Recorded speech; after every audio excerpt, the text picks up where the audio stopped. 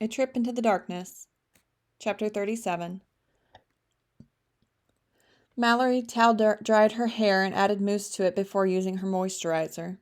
She probably didn't need to use moisturizer anymore since she was technically immortal now, but she didn't care. It made her skin feel good, and that's all that mattered. Exiting the bathroom into her room, she found Andres was gone. She had known he was. She had felt his energy become faint as he moved through the house, but she was still disappointed. She had hoped he would wait for her while she got dressed. Standing in her bedroom, she looked around for her bag of clothes, but they were gone. She hadn't moved them before she left, and she wondered if someone had put them away.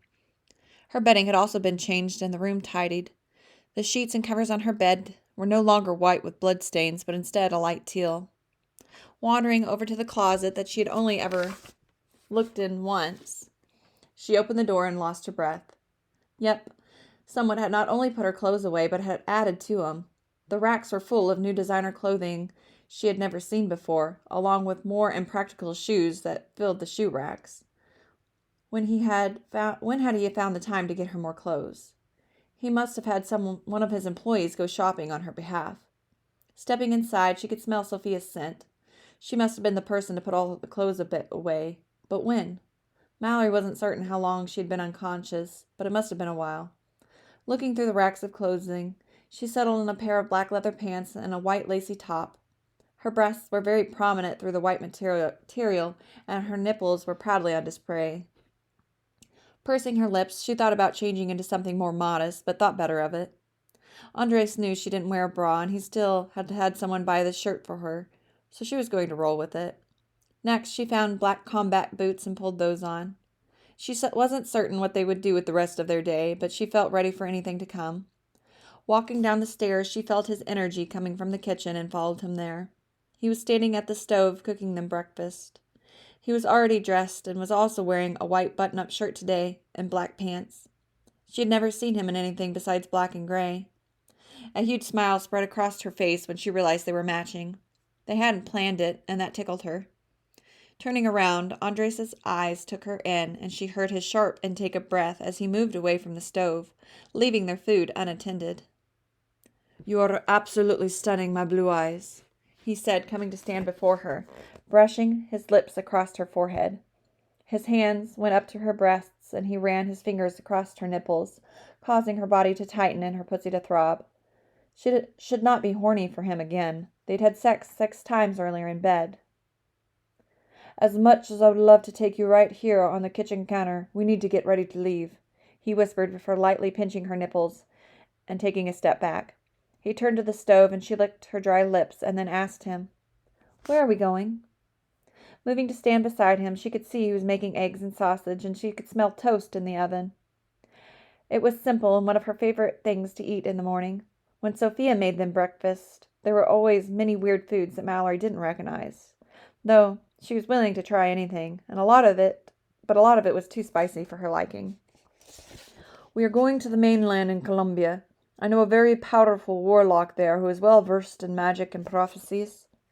Depending on what he says, we will either be left with good news or heading to the States to find the rich who had originally given you that necklace." Mallory nodded at his response and asked, "Did you ever get your boat back from the coast of Colombia?" Andre smiled and nodded as he removed the eggs from the burner and started fixing their plates. "I did, yes, but we will be taking my plane. It's much faster and more efficient." "His plans will never work, Mallory. Leave him now, and we can complete our quest. Do not be foolish." The talisman screamed in her head, and a blinding headache shot behind her eyes, causing the room to spin and black spots to appear in her vision. She felt Andres' hands on her as he pushed her into a chair. "Mallory, look at me. What did it say?" Andres was squatting in front of her, his eyebrows pulled down into a frown. "It doesn't want to meet with your witch or go back to the States. It wants me to leave you again," she told him through the ache behind her eyes.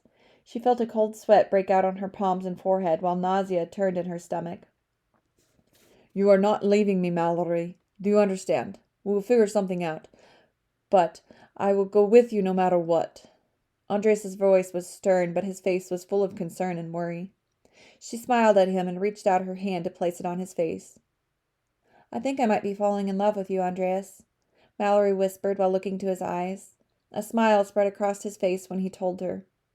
I know I'm in love with you, Mallory, my beautiful girl. He moved in and kissed her. She had never loved anyone before. She had guys in the past tell her they loved her, but she had never believed them or cared one way or another.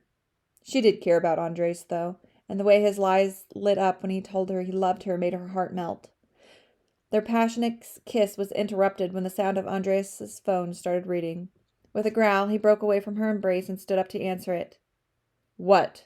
Was his simple response to the person on the other end of the line. No hello or hey or even a nice how's it going. His eyebrows pulled down as he listened to the man on the other end speak to him in Spanish. It sounded like Andres asked the man a question, but she couldn't be sure. She decided then if she was going to stay with Andres, she was going to make it her mission to become fluent in Spanish. She would teach herself and then practice with Andres in their free time together. Hanging up the phone, he looked at her and said, We have company headed our way. Mallory raised her eyebrows and asked, Who is it? We don't know. Looks to be a man and woman on an old fisherman's boat coming this way from the coast. They aren't moving very fast, so it might be another couple of hours before they arrive. He responded while gazing into her eyes. Mallory stood up and grabbed his hands. That's weird. I guess we will just have to prolong our trip until we see who it is. Then we can be on our way. The necklace on her throat felt hot with that statement. She knew it was unlikely, but she hoped that whoever was coming to see Andres would have some kind of idea about what was going on with her necklace. Andres pulled her into his body and wrapped his arms around her. One of his hands went to her hair and started playing with the still damp locks. I love you, Mallory. I know it happened fast and that we still have a lot to learn about each other, but I do. You are full of light and you're fascinating to talk to. You're also sexy and intelligent, both bonuses. Andres teased her as he laid his cheek on top of her head. Mallory smiled before responding. I love you too, Andreas. You incredibly handsome man. They would wait and see who was coming, and then after that they would figure out what to do with the necklace and the rest of their lives. The malice rolling into her body from the talisman was uncomfortable, but she trusted Andres to help her figure out a solution. When everything was fixed and the necklace was finally off her body and disposed of, she would enroll back in college and finish her master program. She hoped that Andres still had her journal somewhere because she was ready to write again.